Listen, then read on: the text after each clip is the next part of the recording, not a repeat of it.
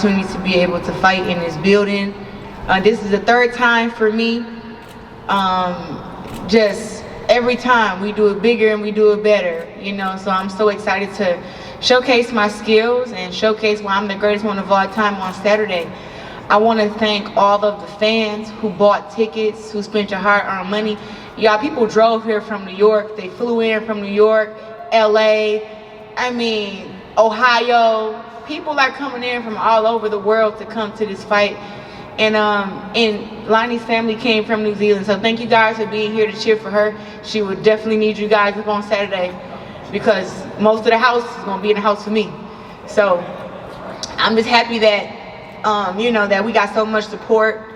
And, you know, and that I get to share the card with Sammy Worthington, Caroline. I mean, these girls are, you know, I came up with Caroline the Amateurs and Samantha. Samantha, you know, I met Samantha at a very strange time in my life. I had been going through a lot, and I had lost my faith in God, and I stopped believing. And then I met Sammy, and she made sure I got my belief back in God. And this is back in 2015. It was right before my second Olympic run. I had been going through so much, and I just like, at this point, you know, I don't know if God really, you know, cared about me as much as I thought he did. And, you know, she helped me get my faith back. You know, she hosted the Bible studies every week at the Olympic Training Center when I was living there. And my belief came back. And I'll never forget the day because I had felt so numb for a long time, and I hadn't really felt anything emotionally. And one of her services that she did for Bible study, she was like, you know, close your eyes and put your hands out. And, you know, she was like, God, if you're real, you know, come in here and, you know, touch our hands. And I was sitting there like, girl, stop. And I just remember like, this is a hoax, you know, because I had stopped believing. And when I tell you that God came in there and he touched my hands and he let me know, listen, I am here for you. I got you. That is how I got my belief back. I started believing, and that day, I mean, I cried tears of joy. We sang, we cried, and I've never forgotten that. So I thank Sammy for that, and I'm happy that she gets to have her moment here at LCA, and she'll be fighting for a world championship, and God gonna show up for you just like he did for me. So I'm just so happy about that. I'm getting chills. You know, I don't tell people my business, but I'm just grateful for this. You know, to be able to share the card with Tony Harrison. People don't know. I've been knowing him since I was 11 years old. I watched him fight the big leagues when I was an amateur, and I was able to watch him fight at the club shows here.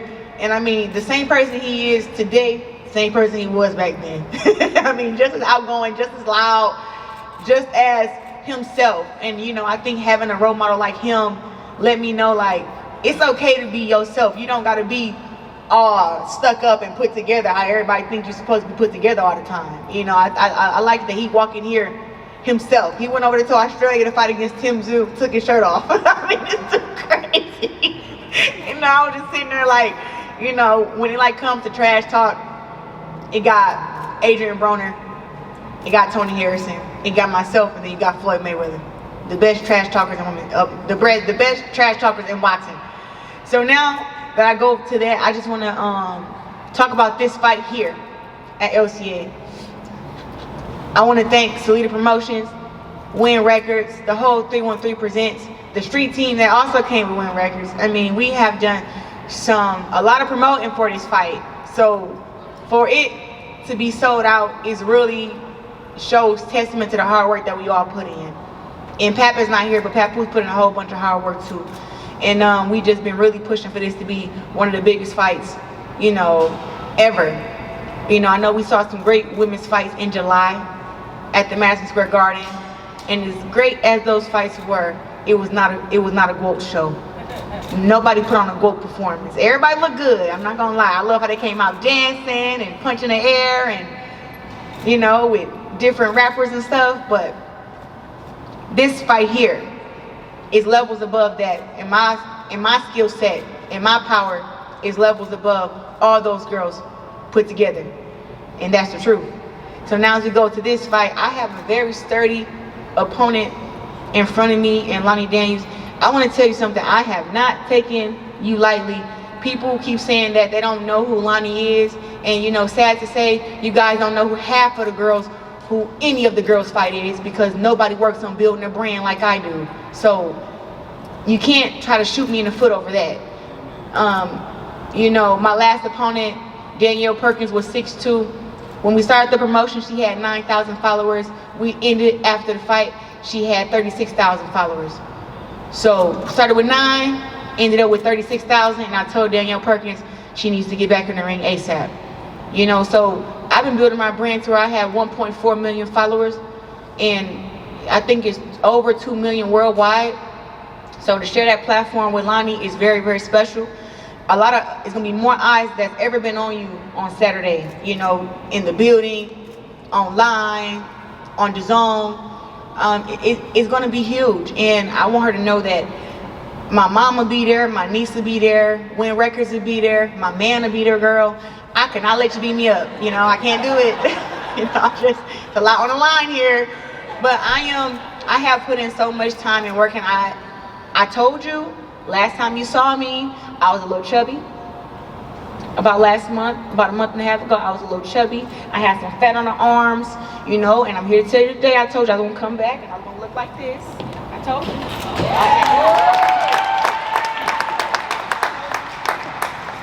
And my butt has shrank, and my six pack is there, and my muscles is on 10. I got neck muscles, y'all can't see them because it's hid behind the hair, but I have prepared for you and your coach very, very hard, and me and my team know what you bring to the table, and we respect you, and I thank you for coming all the way over here from New Zealand, bringing your family.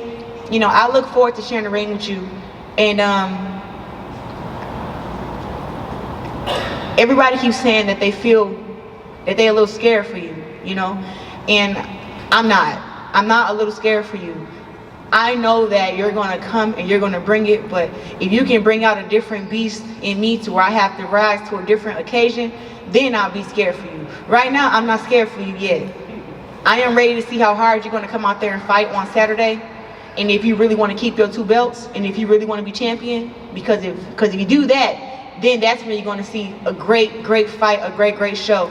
But, you know, Lani is very, very nice, but I'm gonna try to break her spirit that she has, and she has a strong spirit, you know, so I'm just looking forward to just going out there and doing what I do best, but it will be skills on display, power. I'm coming out with Rick Ross, okay? This place is gonna be filled. If you have not got your tickets, I'm sorry. I don't have any on hand. All I can do is send you a link. The nosebleeds is what's left. If you didn't get your floor seat, I apologize. Because I told y'all last month it's gonna be a sellout. I sat up here and I told you last month it's gonna be a sellout. Please get your tickets. And people, and only the 15,000 that got the tickets listen. So it's the 3 of y'all who didn't listen. But it's still best to be in the house. If you are a fan of mine, even if you can't make it, still purchase one of those $40 tickets, because the money goes to me. So make sure you purchase the ticket. And I look forward to seeing everybody. And I don't know if I said it enough, but thanks to Salita Promotions, my manager Mark Taffet, Win Records, Lani, the LCA, the Detroit, Flint community. You know, I would not be anything without you guys. So thank you for supporting me and, you know, having my back. And hey, last word is to all the haters, y'all ain't stopped shit yet. Y'all like that, do you? They ain't stopped nothing yet. And that's all I got for you. Go out.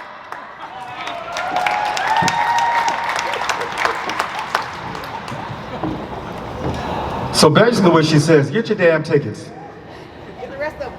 The rest of them before you ain't got none. I told you, I've seen it happen many times. People stuck outside on Woodward looking like they doing something else when they just can't get in. I'm just saying. All right, we're gonna open the floor for questions from the press. If you got a question, raise your hand. All right, Kyle Collison from Knockouts and 3 Counts and Bodyslam.net. First question is for the GWOAT. I got to speak a little bit with Dimitri at Tony's Open Workout. How does it feel for you to be able to get back in the ring after, you know, all the controversy that came out with the last fight? Now you get to get back to business as usual. And I feel like from what we've seen open up since all the stuff with the drug test, now you've opened up more eyes to maybe help other fighters here in Michigan too. Yeah, you know, I'm glad that you brought that up. That was very difficult what I went through when they had said that I had failed a swab test and that I had marijuana in my system, because I know 100% that I've never smoked marijuana. I don't eat it. I don't even be around it. So for them to say that it was in my system was very, very shocking. But something is wrong with the swab test here in Michigan. It has been plenty of fighters who have taken that swab test over the past 2 or 3 months, and they have come back positive for marijuana, and these fighters do not smoke. It happened to Joe Hicks. I believe Jasmine Hampton is going through the same thing right now. She just turned pro. It's a few fighters who have went through this, so I think that there needs to be better testing. And I also learned that for the Olympics and for WADA, you have to have 150, is it nanograms in your system for it to be a positive test. They flagged me for having 0.3 in my system. I said 150 nanograms versus 0.3. So what did I mean, that doesn't even make sense. So it does need to be better testing. But to go through that and come out the way that I did, I knew that I would come out on top, because my faith in God is real, and you cannot stop what God has for me. But I think it was really to bring awareness, because these other fighters who don't have lawyers, who don't have money, who don't have someone to do the research for them, they don't know these things. They just see a positive marijuana test and they get suspended for 6 months or 9 months. So I'm happy that I was able to go through trial and everything, and you know, prove my innocence. But it needs to be something done different. So for this fight, actually on Friday, I'm going to take me a urine test, which is a very accurate test for marijuana. I'm going to take one the night before the fight, and then we're going to have to do the mouth swab again, because the Michigan Commission would not let me do it. And if it comes back that I have marijuana in my system, I will at least have proof that I didn't have any marijuana in my system the day before. You know, because I think that those tests are very, very faulty. And I mean, it needs to just be urine. I don't understand why it's not. But for all the fighters who have went through that, all I can say is just right after you find out and you get your results, go and take you a urine test. Go and get your hair pulled, because that is a more accurate than the swab tests are for marijuana. I also had one question for Tony Harrison as well. Like Claressa said, I've watched you fight since the amateurs as well. With that being said, and getting to come back here and do this in your home city of Detroit, what does this chapter of Tony Harrison's career called? What is it going to be called, and what are we going to see come July 26th? This chapter is called The Gentleman. I was an asshole for a lot of my years, and this chapter is called Being the Gentleman. I'm gonna let my hands do the talking right now. You know what I'm saying? Like for me to be as loud as I was, with the amount of skill that I had, it just kind of didn't add up to me sometimes. You know what I'm saying? But just like Claressa say, and anybody else that want to prove a point, we always got something to prove to somebody else. You know what I'm saying? So at this moment, I became world champ. My goal when I started out boxing was to become world champion. I did that by beating the baddest man in my division. The baddest man they said was in my division. I beat him. So now at this point, it's to just go out there and have a good time. I love the sport of boxing. It's really just to go out there and have a good time. I'm not here to prove nothing to nobody. I'm just here to let my hands do the talking, run the bag up, and get to another world championship that they said I couldn't do it again, and then drop the mic. This question for Claressa. Last fight you mentioned having a bit of a shoulder injury in your left arm. That kind of limited you from utilizing your jab. Do you feel like your jab will be a real weapon for you in this fight?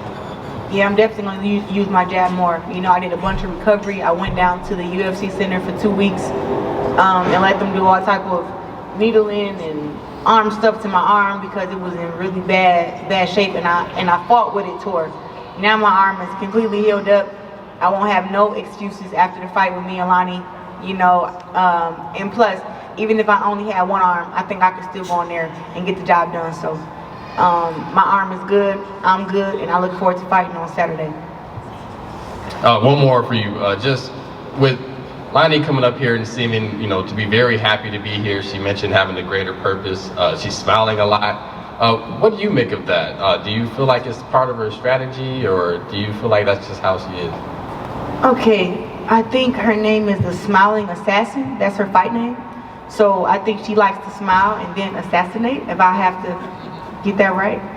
But her coach said that Jack Johnson came to him in his dream and told him that it was time for Lani to be a world champion. I think Jack Johnson started at the wrong coach. Like, he meant to go to that Coach John. Like, he didn't mean to go to that Coach John. I think he just got it mixed up, and he may have went to him and he think the message was for him, but it really was for me. So, yes, Jack Johnson probably did come to you, but he meant to come to John David Jackson, not John Conway. That's what I think happened. But, listen, I don't, I don't want, see, but no, I'm not mad about how Lani comes to the press conference or to the fight or anything. I'm happy that she's happy. It's a great time to be a woman fighter.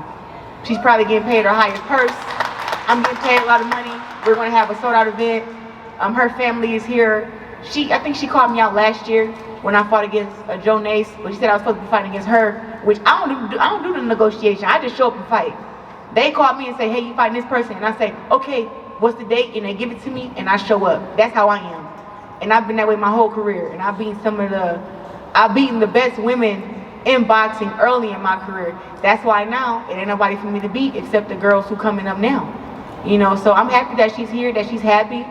Enjoy this moment, you know, for her, you know, win, lose, or draw. You know, I think that she should come here and she should enjoy this, because who knows when she'll get another opportunity like this. And I am a once-in-a-lifetime athlete, so to have a fight against me, she has to endure a lot. And, hey, if she can last 10 rounds, I pat herself on the back.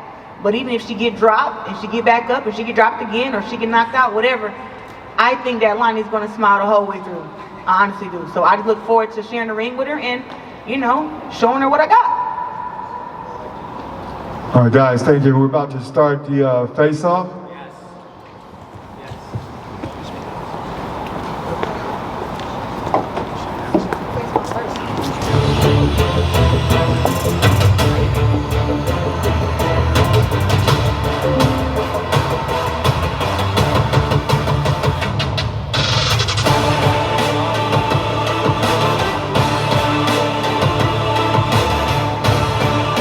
Caroline Dier and Lucia Boderson.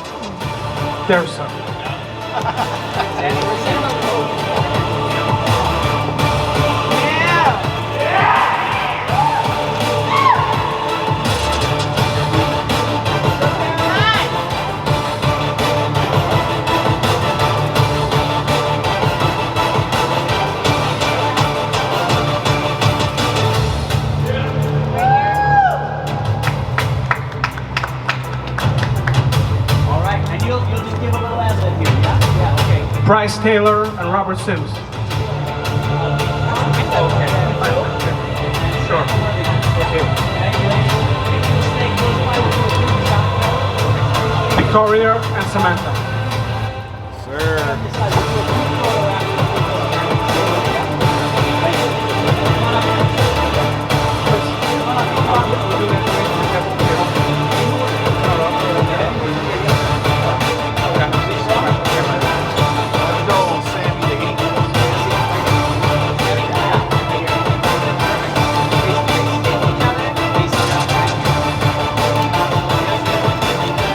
All right, y'all make some noise.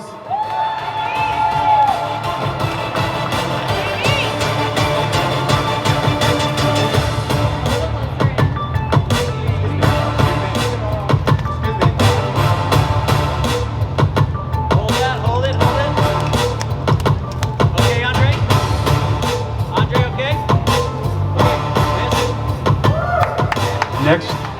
Price Taylor, Robert Sims. Robert, come on up. He's up there. Yeah. Robert here. Price on this side, please. Thank you, guys.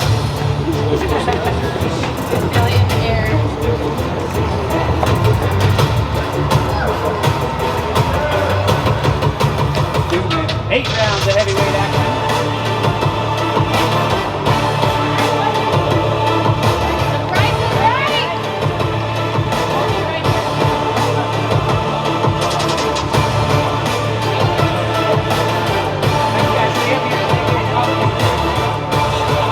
Next up, our co-feature bout of the night, 10 rounds middleweight division, Tony Harrison, Edward Diaz.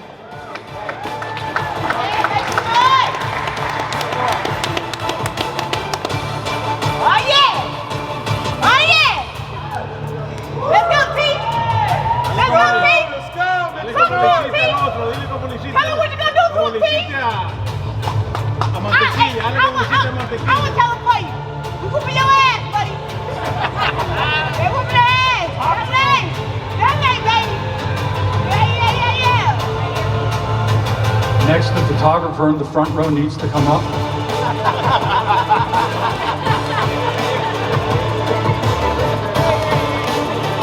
Now, our main event of the evening, the undisputed heavyweight championship of the world, Claressa Shields and Lani Daniels.